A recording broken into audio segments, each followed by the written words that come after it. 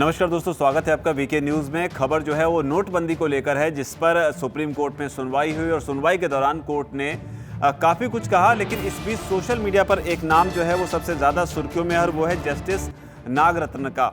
इनकी काफ़ी चर्चा हो रही है, लोग जो हैं इनकी काफ़ी तारीफ कर रहे हैं। और क्या है पूरा मामला और आखिर कौन लोग हैं जो इस तरह की बात कह रहे हैं, जिनको अब सुप्रीम कोर्ट के इस फैसले में भी खोट नज़र आ रही है। लेकिन आपको सबसे पहले बता दें कि फैसला क्या हुआ है। 2016 में भारत सरकार ने नोटबंदी की थी और इस नोटबंदी में 500 और 1000 के नोटों को बंद कर दिया गया था, जिसे सुप्रीम कोर्ट में चुनौती दी गई थी। और इसी पर सुप्रीम कोर्ट में सुनवाई हुई।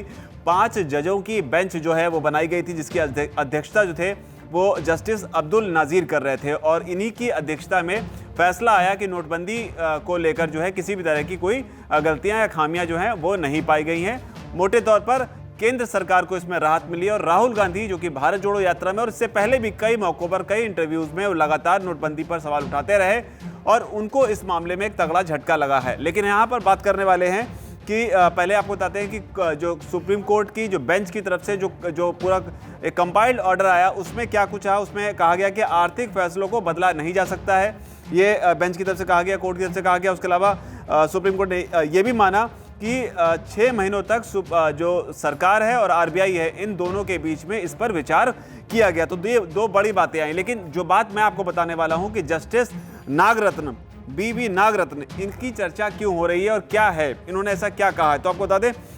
बीवी नागरत्ना ने जो सवाल उठाए हैं उसमें उन्होंने कहा है कि 500 रुपये और 1000 रुपये की श्रृंखला के नोटों को चलन से बाहर करना एक कानून के माध्यम से इसे किया जाना चाहिए था, ना कि अधिसूचना के माध्यम से। तो ये बात इन्होंने कही है। उसके अलावा दूसरी बात कही है वो इन्होंने ये कहा है कि नोटबंदी के कानून पर संसद में चर्चा होनी चाहिए थी।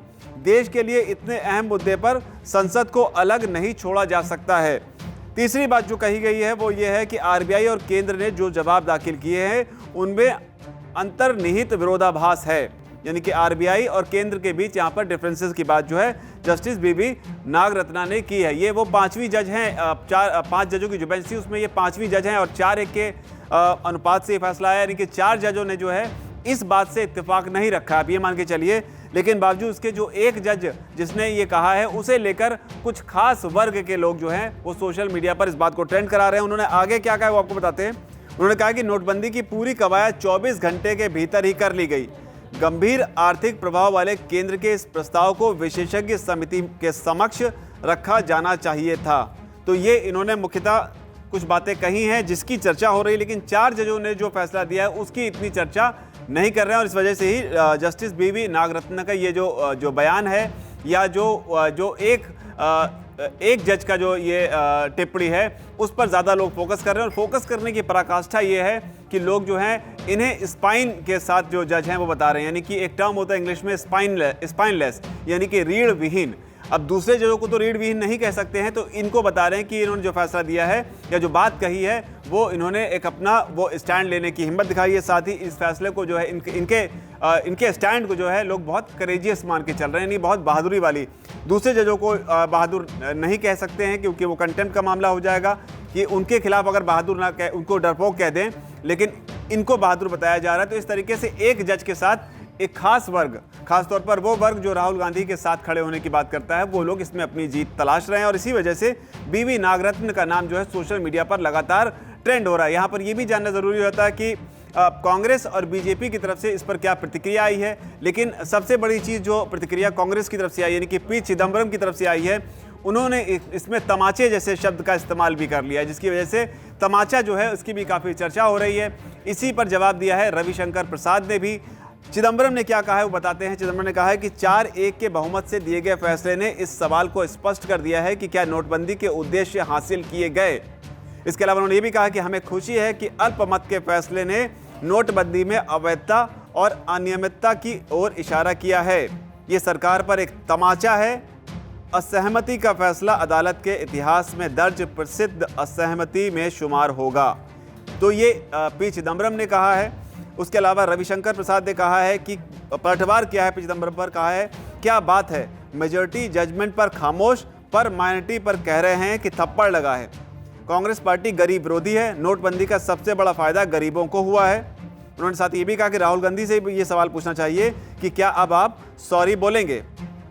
जिन्होंने सरकार के खिलाफ और नोटबंदी के खिलाफ जो है वो कैंपेन चलाया था, और अब कोर्ट ने इस फैसले को सही माना है। तो कुल मिलाकर यही कि कांग्रेस पार्टी जो है, जो 5 जजों की बेंच बनाई गई थी, यानी कि पूरी बेंच जो फैसला देती है उस फैसले को देश में मान्य माना जाता है और उसी फैसले को माना जाता है। लेकिन यहाँ पर कांग्रेस पार्टी जो है, या कांग्रेस पार्टी का समर्थन करने वाले लोग जैसे प्रशांत भूषण हो गए, ये लोग उस चीज़ में खुशी तलाश रहे हैं कि एक जज ने क्या कहा, उस चीज़ के साथ नहीं जा रहे हैं कि 4 जजों ने क्या कहा। हालांकि रविशंकर प्रसाद ने इस पर पलटवार भी किया है, लेकिन बड़ा सवाल यही है कि आपको क्या लगता है कि क्या वाकई नोटबंदी थी वो सक्सेसफुल रही, या नोटबंदी को लेकर जिस तरीके के दावे किए गए वो सक्सेसफुल रहे या नहीं रहे? क्योंकि इसे लेकर आतंकवाद पर लगाम लगाने की बात जो है वो केंद्र सरकार ने की थी कि इससे काला धन रुकेगा, आतंकवाद पर नकेल कसी जाएगी।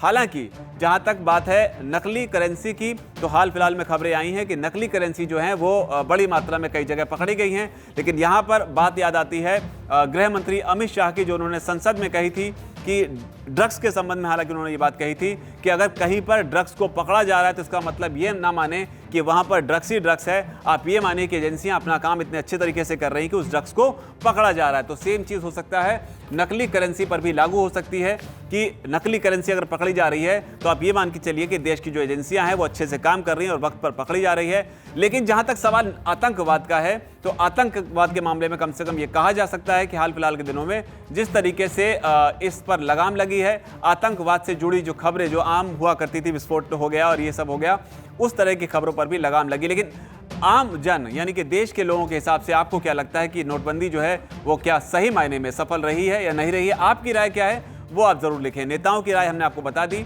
और जस्टिस बीवी नागरत्न क्यों ट्रेंड हो रही थी। हालांकि जो इसके जिनकी अध्यक्षता में कमेटी, ये जो बेंच बनी थी, अब्दुल नाजीर का जो बयान था वो सरकार के लिए राहत का काम कर रहा है, लेकिन बीवी नागरत्ना का जो बयान है उसे कई सारे जो सरकार विरोधी हैं वो उसे ऑक्सीजन की तरह देख रहे हैं। फिलहाल आपकी राय नीचे कमेंट सेक्शन में उसे जरूर लिखें। वीके न्यूज, राष्ट्र के नाम।